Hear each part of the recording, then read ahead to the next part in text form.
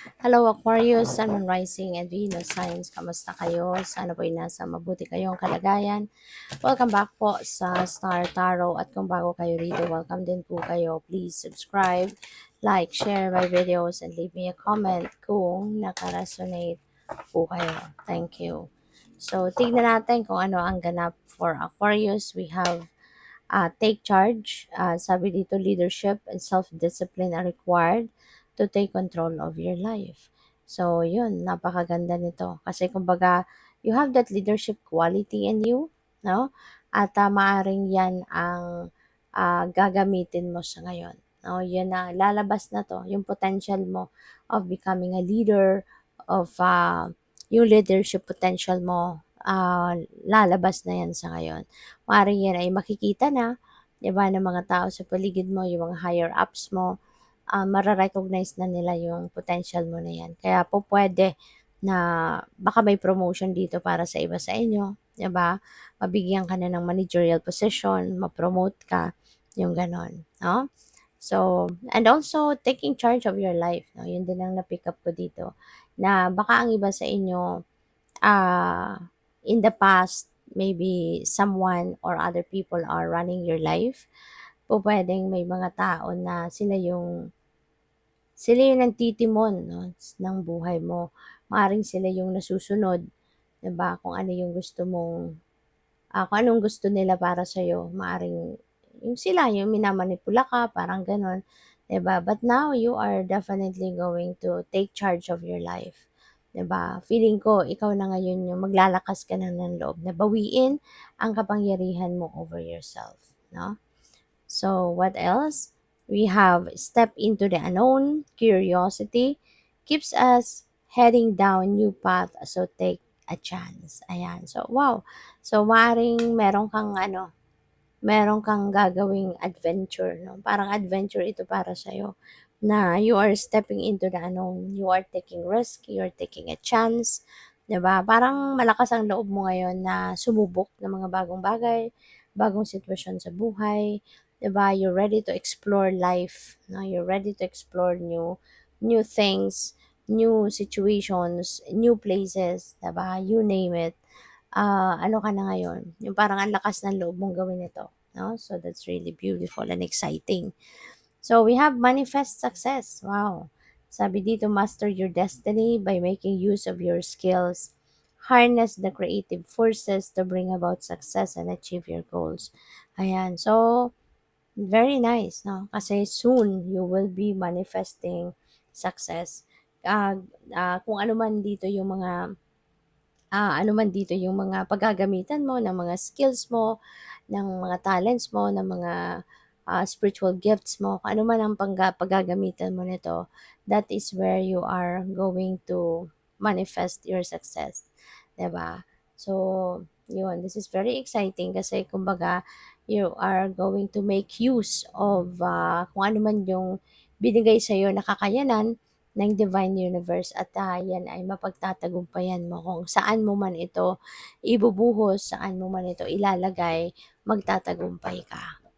So by the way, maraming salamat for subscribing, and if you haven't subscribed yet, subscribe na kayo, and also maraming salamat din for not skipping the ads.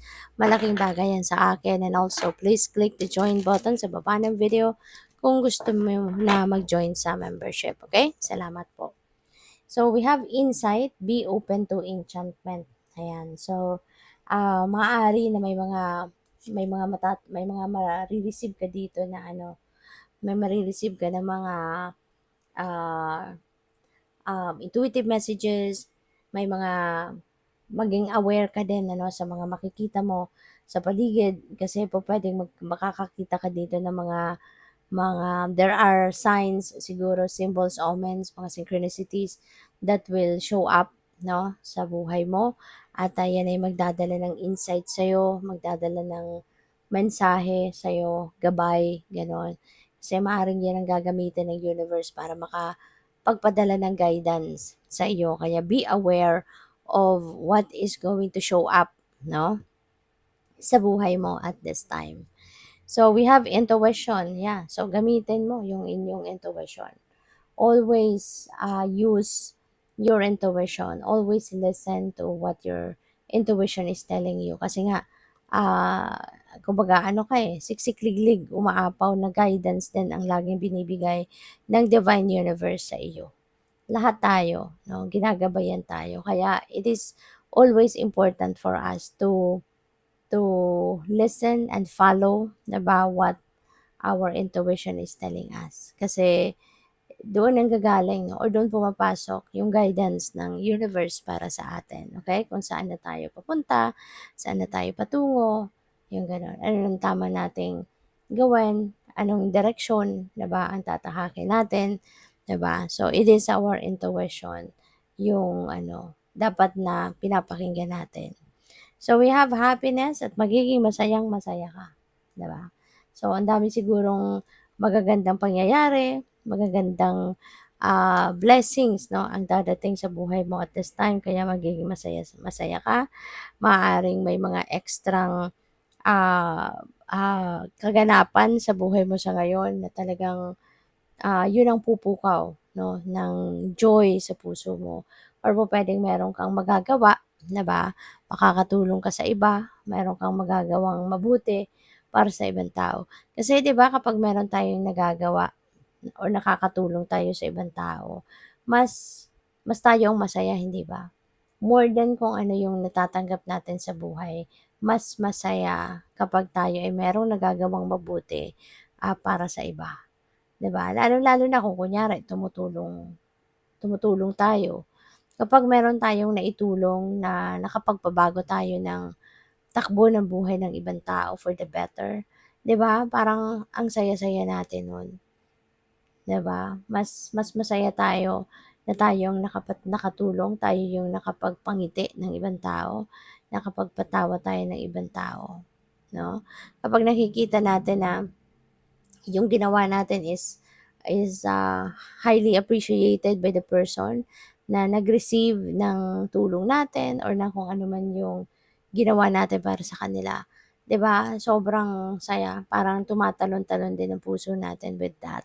Kaya iba talaga 'no, iba talaga yung happiness, na nararamdaman natin when we are, able to help other people.